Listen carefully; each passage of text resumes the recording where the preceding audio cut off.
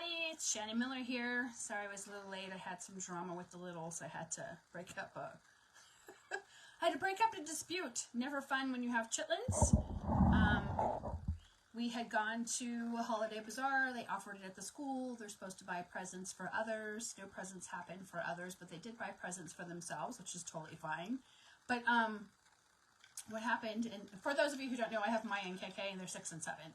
So KK got this really cool glider plane, right? And he's whipping it out of the box. He's starting to assemble it. And then Maya decided that she wanted to see what was going on because she naturally has to be the boss of everything. And she broke the plane. Oh my God. I thought KK was going to have a full-on meltdown and never recover. It took like 20 minutes, literally. It's 4:23 right now, to get him to calm down, and we duct taped the plane, the $9 plane that he just bought, and put it back together, and it actually still glides, thank God. So, trials and tribulations of parenting 101, right? It's always fun with a 6 and a 7-year-old. They keep you on your toes, that's for sure. For those of you who do not know me, my name is Shannon Miller, and I'm actually CEO of Clean Freaks University, where I teach others how to run the back end of their cleaning business instead of being run over by their cleaning business. That's never fun. And I also own a cleaning business here in the great state of Arizona. It's called madebroker.com. You're more than welcome to check that out. And instead of just covering my area, we actually tend to cover most of Arizona, with the exception of the tribal areas, and that's only because it's really hard to facilitate getting an actual cleaner up there and getting them to do the job. So that is something that is a goal for maybe next year. I don't know, but we shall see. And I wanted to come here and talk about habits of millionaires. A lot of people always want to rub elbows with millionaires. I have known lots and lots and lots and oodles of millionaires. I've sat next to them. They put their pants on just like everybody else. They eat 3 meals a day. Some are more frugal than others. It just depends on where they are in their life cycle, right? Sometimes you can come across people and you just know that they come from money. I usually refer to those as trust fund babies. If you are a trust fund baby and you are offended by what I'm going to say, I'm sorry. So I seem to attract trust fund babies. I've known a lot of them in my lifetime, and they have a different perspective on things. They've not really had to work the same way that we consider work. They did have to work for the things that they do have, but it was a different type of emotional work versus where we physically had to work and we had to allocate a certain amount of money into a particular fund, and subsequently at the end we, kept our fingers crossed and hoped for the best, right? Where trust fund babies are lucky, they're born into it, and they have this resource, this great resource that we were like, man, if I had this resource coming in every month, I'd do this, this, and this. I actually sometimes talk about my friend, a really good friend who actually lives in Monaco, and we've known each other for, oh my gosh, almost 30 years. And we've had love-hate relationships. We actually had a business together, and it ruined our friendship for a very long time. And because she was a trust fund baby, so her value systems were different than mine. I was a single mom of 2 kids at the time, and my priorities were different. I wanted to get the work done because I could see where the potential for income was, but I didn't necessarily know how to do the work. The work was left up to her because we did a lot of digital formatting and websites and all that other stuff way back when it was way simpler than it is now.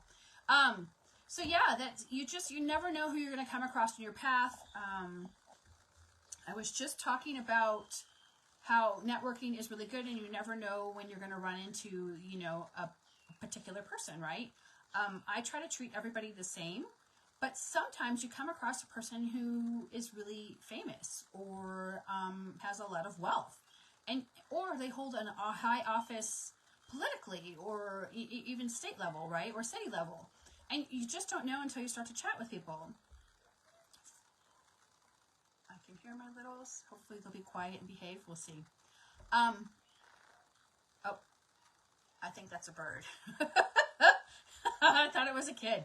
So there was one particular time that I went to a chamber event, and I was actually just talking about this in class this morning. And we're at a networking event for the Chamber of Commerce, the Junior Chamber of Commerce, and we're all waiting in line for the breakfast buffet. And the person at the time, I was a jewelry designer, and I sold a lot of jewelry pieces. I was a silversmith by trade for many, many years. And we're chatting back and forth, he and I, and he's like asking me questions on what I do and, what I thought of this and that. I gave him my honest opinion. I didn't know who he was. He's, talked about taxes. I'm like, oh, taxes, oh. But we talked a lot about positive things too.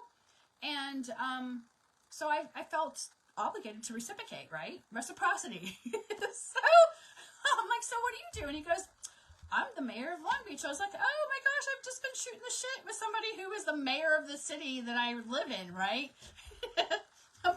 Population 3 million, right? So you never know who you're going to run into. And well, in any case, we kept in contact. And when he had major events, I got invited.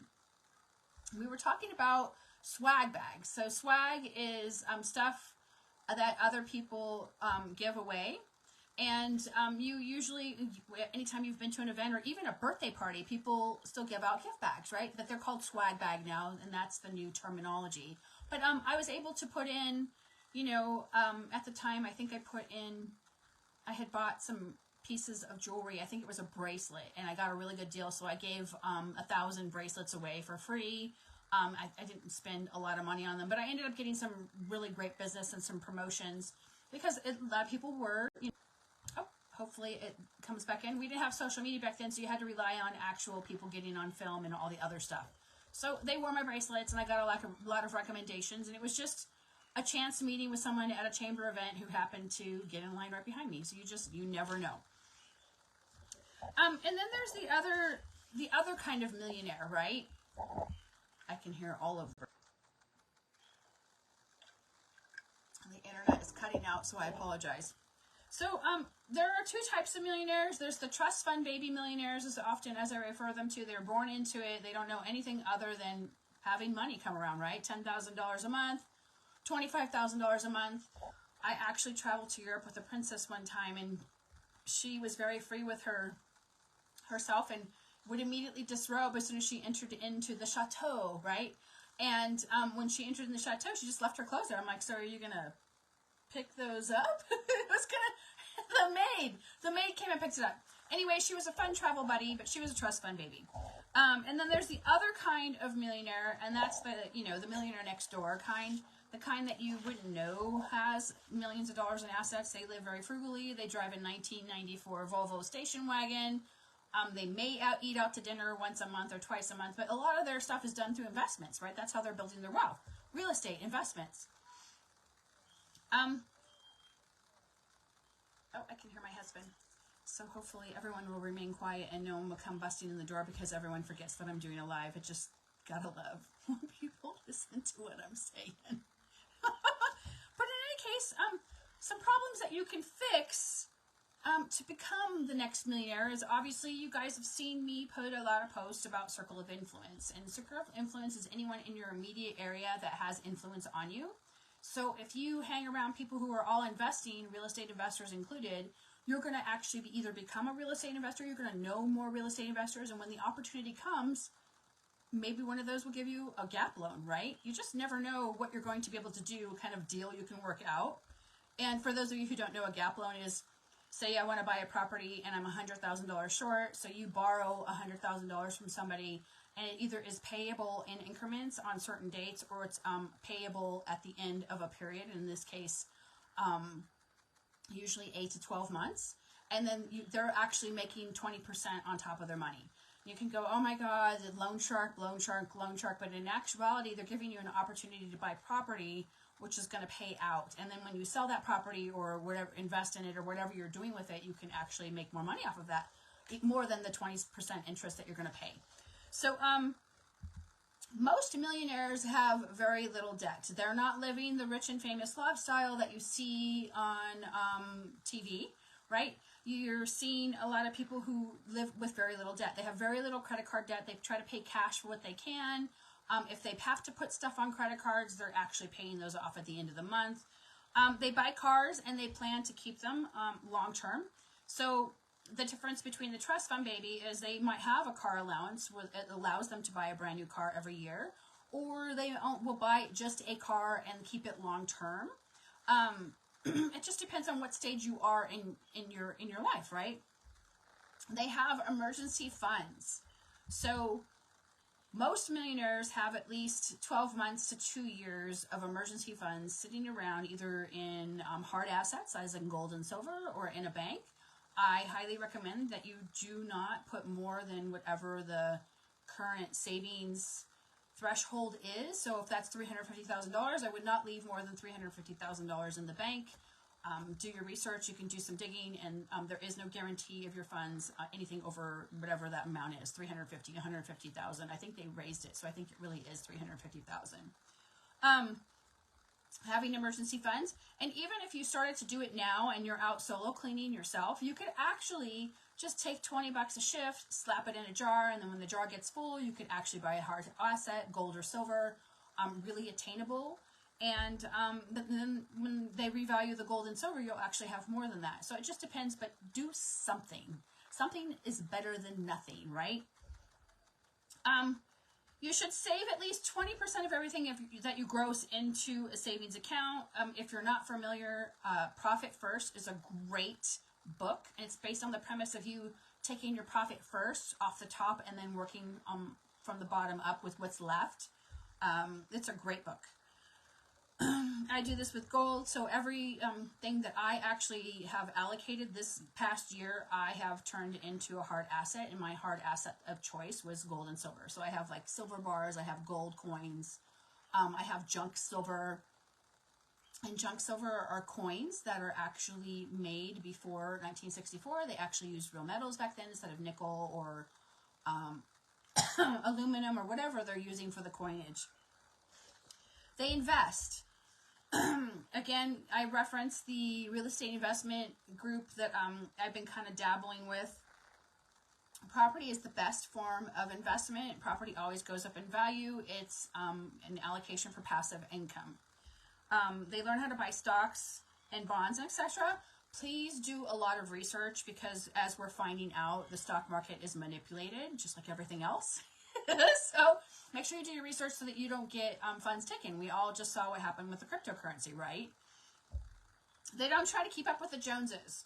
So again, they have a car, they buy a car, and they're keeping it long term, longer than a year. They're keeping it 5 years, 10 years, whatever that is. And they're not buying the brand new house. I've seen other small business owners here in my town, and they have 18 work trucks, they have the huge house, they have the big RV, then they have the second RV, and then they have the boat, and then they have the four-wheel, the ATVs, and then they have all these things. I'm like, holy Toledo. I mean, they live the lifestyle, right? They're probably cash poor. I mean, if I actually sat down and talked to my neighbors, I'd probably realize, I'm just making assumptions, that they're probably cash poor. Who knows? Hey, Wendy, how are you? They utilize all their tax deductions. Millionaires are able to utilize and make relationships with accountants and bookkeepers. And your accountant, especially a tax accountant, is going to know all the ins and outs of saving you the most money so that you don't have to pay more than your share, right?